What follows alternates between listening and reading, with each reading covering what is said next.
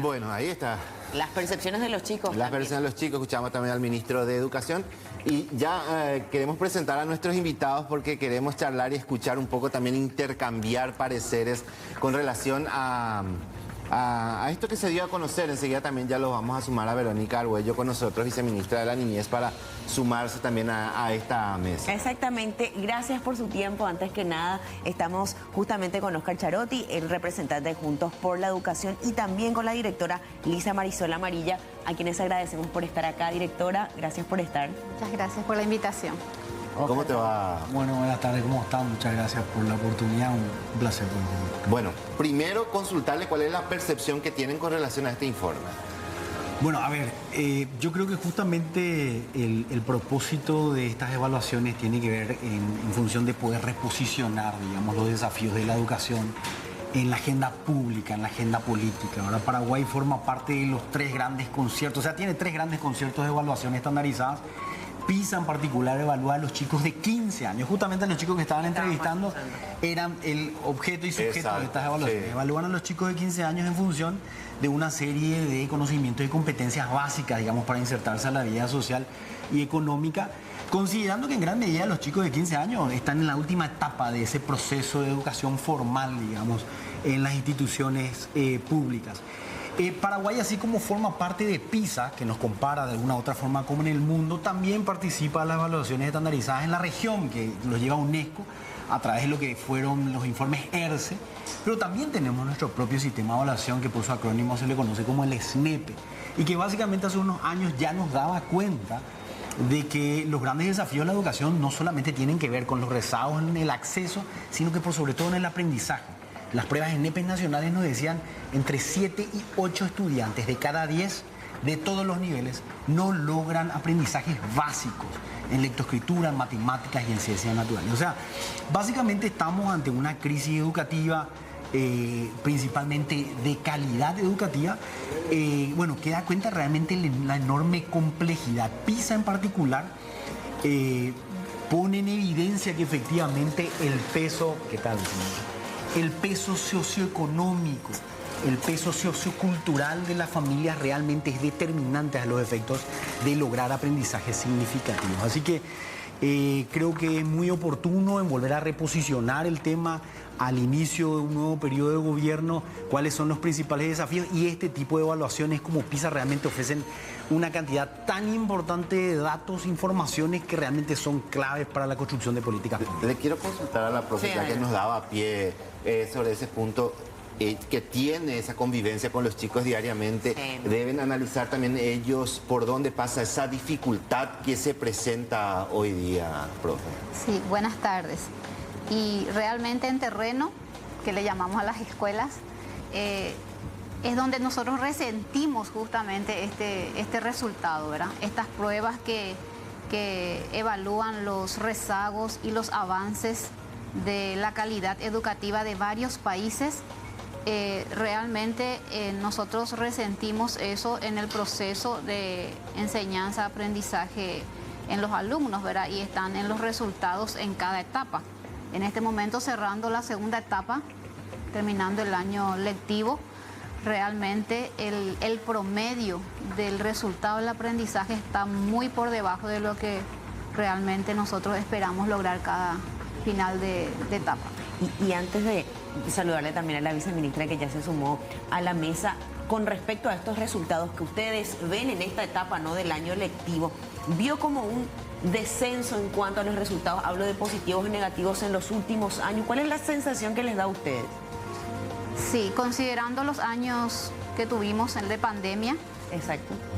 La vuelta a clases, que fue prácticamente desde el 2022, resentimos el bajón en los resultados de los aprendizajes de los alumnos, en especial en la falta de acompañamiento de los padres. Y como factor indispensable, lo socioeconómico. Estaba viendo parte del informe que hacían referencia al tema de la pandemia, pero que no era todo tampoco. Y esto tampoco distingue mucho a los países, no necesariamente por ser un país subdesarrollado o menos desarrollado, un país rico que también está sintiendo eso.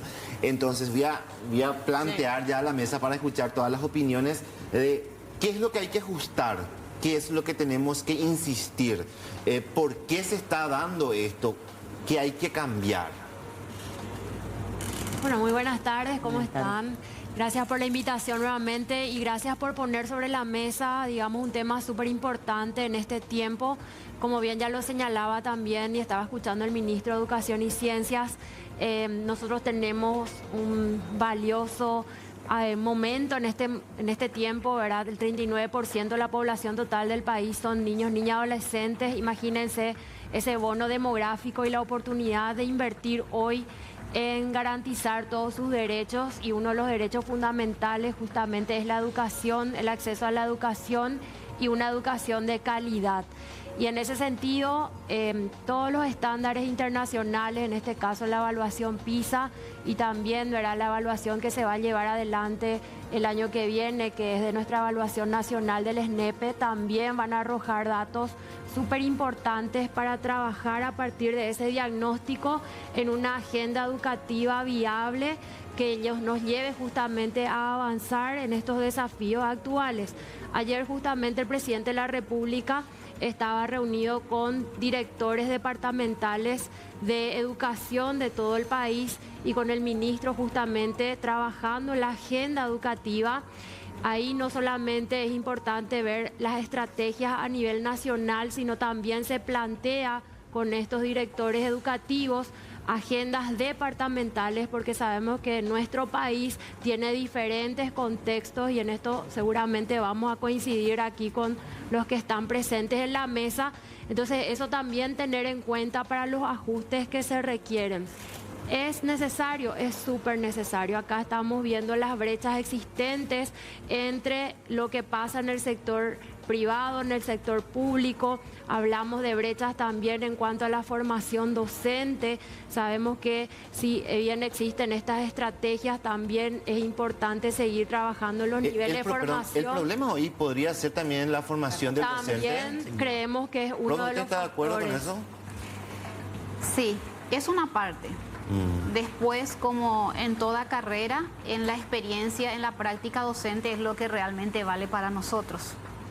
Y la práctica docente lo construimos todos los días en aula, con capacitaciones y con el gran apoyo de un personal que siempre creo y lo sostengo firmemente, de la necesidad de un coordinador pedagógico por ciclo para todas las instituciones.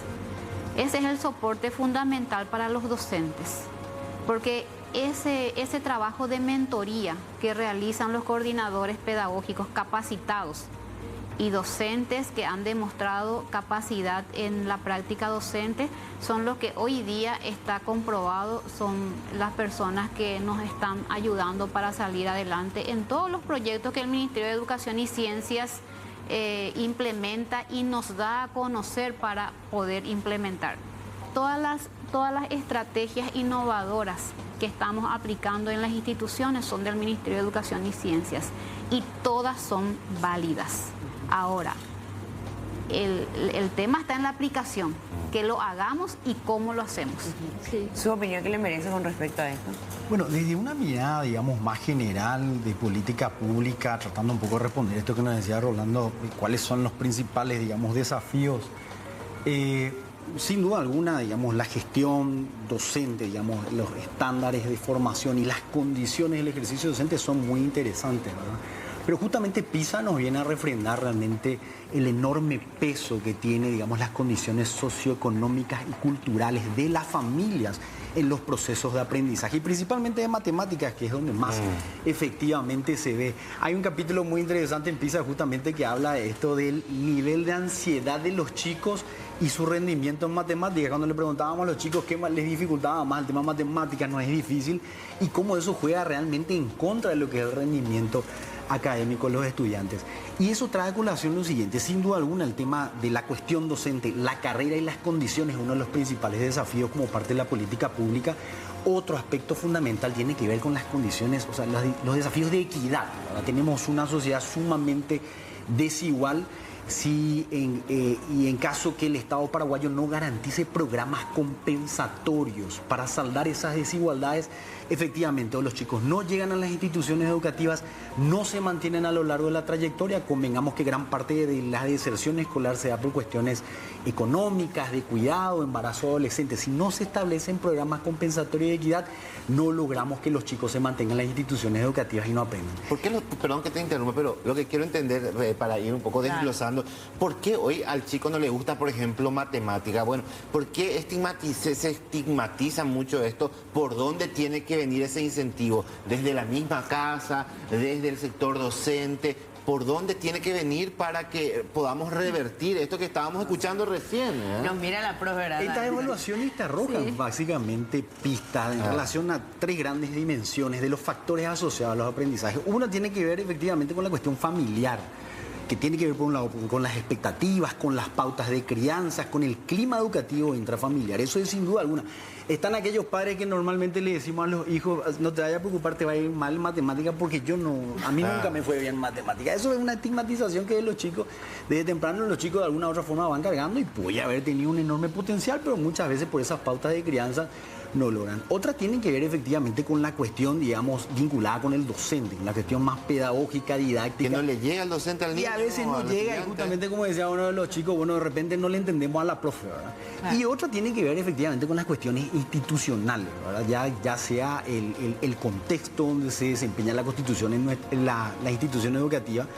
En nuestro país justamente no hemos logrado que las instituciones estén por encima, digamos, de las condiciones sociales y económicas de una comunidad. Terminamos reproduciendo chicos pobres, van a instituciones pobres y muchas veces eso realmente contribuye negativamente. Pero cerrando un poco la cuestión, por un lado tenemos el tema docente, es fundamental, sin duda alguna, las condiciones, la carrera docente, el desafío de la equidad es un gran desafío para nuestro contexto, la cuestión institucional y la gobernanza institucional, es decir, garantizar las condiciones, las capacidades al interior del ente rector de la política educativa, que es el Ministerio de Educación, es clave. Y por último, de manera transversal, tiene que ver con el financiamiento, y eso PISA nos da cuenta que realmente Paraguay es uno de los países que menos invierte entre todos los evaluados y tiene efectivamente los menores rendimientos.